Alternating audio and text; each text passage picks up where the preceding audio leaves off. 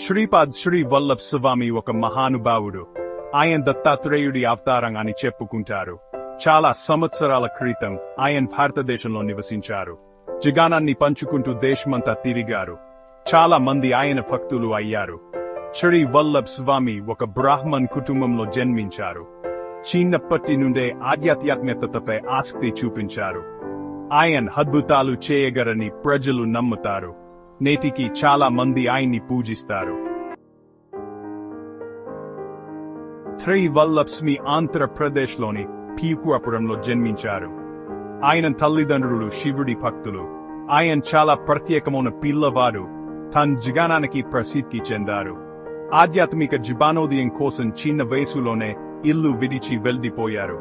అడవులు మరియు పర్వతాల్లో తీవ్రమైన తపస్సు చేశారు. దైవిక శక్తులు పొందుతూ చాలా